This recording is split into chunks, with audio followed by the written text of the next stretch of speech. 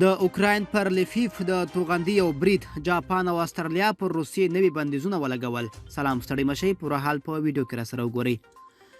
د اوکراین د لفیف پر ښار روسي ځواکونو د توغندیز برید کړی دی. بل لور ته جاپان او استرالیا پر روسیې نوي بندیزونه لګولي دي او د امریکا متحده ایالاتو ولسمشر د دې جګړې په تړاو د چین له ولسمشر سره خبرې کوي.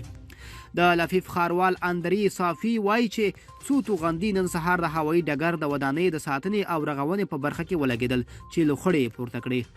تر دې مخکې د اوکراین د کورنیو چارو وزارت سلاکار انتوني هیرشینکو ویلي چې په لفیف کې نن څو چاودنې شوې دي. هیرشینکو په ټلګرام کې لیکلي چې دا چاودنې د سهار د 6:30 بجو خواته وشوې او د هوایي ډګر د مسؤلینو په پلټونو وروسته د دې برید په اړه راپور خپور کړی دی. دا ښار د اوکراین په لویدیځ کې د فبروري له 24 راهیسې چې روسیې پر اوکراین برید کړی دی. د اوکراین لویدیځ لور ته ډیره آرامه او جګړې د اوکراین په ختیځ او منځني برخو کې تودې دي.